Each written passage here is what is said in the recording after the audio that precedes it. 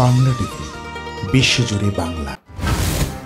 কুয়েতের প্রাচীন সুগন্ধি বাজার সুক মোবারকিয়া ঈদের সময়ে প্রবাসীদের ভিড়, প্রত্যাশা অনুযায়ী আতর সুগন্ধি বিক্রি হওয়ার খুশি বাংলাদেশি প্রবাসীরা। কথায় বলে পারফিউম মেক্স সাইলেন্ট টক, কিছু না বলেই অনেক কিছু বলে দেয় সুগন্ধি।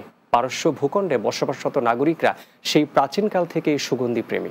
এবারও ঈদের আমেজে সুগন্ধি বাজার মুখরিত সুগন্ধি প্রেমীদের পদচারণায়। কুয়েতের প্রাচীনতম সুগন্ধি বাজার সুক মোবারকিয়ায় ঈদের ছুটিতে প্রবাসী সহ বিভিন্ন দেশের নাগরিকদের ভিড় ছিল চোখে পড়ার মতো। এবারের ঈদে প্রত্যাশা অনুযায়ী আতর পারফিউম বেচাকেনা হওয়াতে খুশি বাংলাদেশি ব্যবসায়ীরা। কুয়েত প্রতিনিধি আহ জুবেদের প্রতিবেদনে বিস্তারিত। আরবের উত্তরাঞ্চলীয় পারস্য উপসাগরের প্রান্তে কুয়েত। রাজধানী কুয়েত সিটি ও লিবারেশন টাওয়ারের পাশে সুক আল মোবারকিয়া নামে পরিচিত সুগন্ধি বাজার। সুক আল মোবারকিয়া কুয়েতের প্রাচীনতম বাজারগুলোর মধ্যে একটি। এবার ঈদ উল ফিতরকে সামনে রেখে রমজান মাসে প্রবাসী বাংলাদেশিরা তাদের সুগন্ধি পণ্য বেশি বিক্রি হওয়াতে সন্তুষ্ট।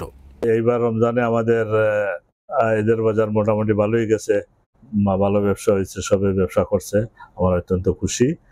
রমজান মাসের শুরুর দিকে মোটামুটি ব্যবসা হলেও শেষের 10 রমজান থেকে ঈদের আগের দিন পর্যন্ত সুগন্ধি পণ্য বেশি বিক্রির কথা জানান প্রবাসী ব্যবসায়ী আব্দুল হাই মামুন। রমজানের প্রথম 10 রোজা ব্যবসা হয় না, রমজানের আগের মাসে ব্যবসা ভালো হয়, রমজান আসার আগে। এরপরে 10 রোজা পরে একটু একটু করে ব্যবসা বাড়ে, লাস্টের 10 রোজা খুবই ভালো থাকে। সুক মোবারকিয়াতে প্রায় 1,500-এরও বেশি সুগন্ধি দোকান। এখানে অধিকাংশ দোকানই বাংলাদেশি মালিকানাধীন। আতরের মেইন বাজার সুক মোবারকিয়া, এখানে 1,500 দোকান হবে, মোটামুটি আতরের দোকান আছে সুক মোবারকিয়ায়। এটাই মেন, এখান থেকে হোলসেল হয়, রিটেল সবকিছু এখান থেকে হয়। ঈদের পরে সুগন্ধি ব্যবসা খুব ভালো হবে না, এমনটি ধারণা করেন আব্দুল হাই মামুন। রোজার মতো, লাস্ট রোজার মতো হবে না। যদি বিদেশিরা ভিজিটার আসে তাহলে ব্যবসা হয়তো ভালো হইতে পারে। প্রবাসী এ ব্যবসায়ী বলেন, আরব অঞ্চলের সুগন্ধি প্রেমী মানুষদের সুগন্ধির প্রতি ভালো লাগা আর ভালোবাসা তো আছেই, পাশাপাশি ধর্মীয় বিষয়ও এর সঙ্গে সম্পৃক্ত। আরবিরা তারা সুগন্ধি খুব পছন্দ করে, এটা কিন্তু একটা কারণ আছে, এটা আমাদের নবীর সুন্নাত। কুয়েতের সুক আল মোবারকিয়া, এই মার্কেটটিকে বলা হয় সুগন্ধি বাজার। আপনি যখন বাজারটিতে প্রবেশ করবেন তখনই কিন্তু মনে হবে যে সুগন্ধে ভরপুর পুরোটি বাজার। এখানে অনেক প্রবাসী বাংলাদেশিরা আছেন, তারা সুগন্ধি ব্যবসার সঙ্গে জড়িত।